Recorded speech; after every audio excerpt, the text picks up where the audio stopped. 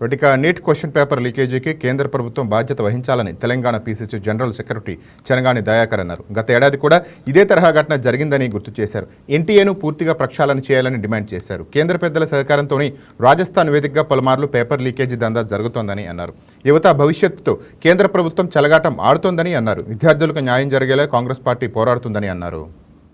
22 లక్షల మంది విద్యార్థుల జీవితాల్ని బుగ్గిపాలు చేసినటువంటి బీజేపీ కేంద్ర ప్రభుత్వం ఈరోజు రాజస్థాన్ కేంద్రంగా ఇప్పటికీ ఇదే లాస్ట్ ఇయర్ కూడా నీట్ ఎగ్జామ్ కు ఇవాళ లీకేజీకి పాల్పడినా కూడా ఇవాళ ఎన్టీఏని పూర్తిగా ప్రక్షాళన చేయకుండా విద్యార్థుల జీవితాలతోనే ఈరోజు బీజేపీ నరేంద్ర మోడీ ప్రభుత్వం చెలగాట మారుతుందనడానికి ఇది ఒక నిదర్శనం అని కూడా మేము కోరుతా ఉన్నాం.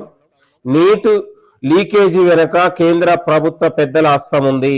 దీని వెనక ఉన్నటువంటి అనేక అక్రమార్కులు లక్షల కోట్ల రూపాయల దండుకొని ఇవాళ అనేక మంది విద్యార్థుల జీవితాలతో చెలగాటం ఆడుతా ఉన్నారు.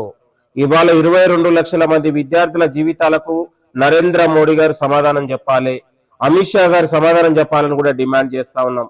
ఈ నీట్ లీకేజీ వ్యవహారం బయటపడేంత వరకు 22 లక్షల మంది యువత పక్షాన విద్యార్థుల పక్షాన కాంగ్రెస్ పార్టీ అగ్రభాగాన పోరాడుతా ఉంది.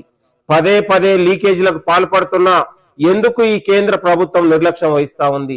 ఎందుకు ఒక అత్యంత పారదర్శకంగా పరీక్షలు నిర్వహణలో ఎందుకు విఫలమవుతుందని నరేంద్ర మోడీ గారు చెప్పాలి.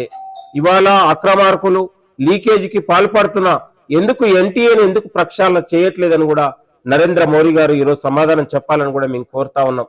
ఇవాళ విద్యార్థుల జీవితాలతో పదే పదే చెలగాట మారుతూ ఇవాళ నరేంద్ర మోడీ అధికారం వచ్చిన నాటి నుంచి నేటి వరకు దాదాపు 89 సార్లు పేపర్ లీకేజీలకు పాల్పడుతున్నా కూడా ఈ పరీక్ష నిర్వహణలో ఎందుకు బీజేపీకి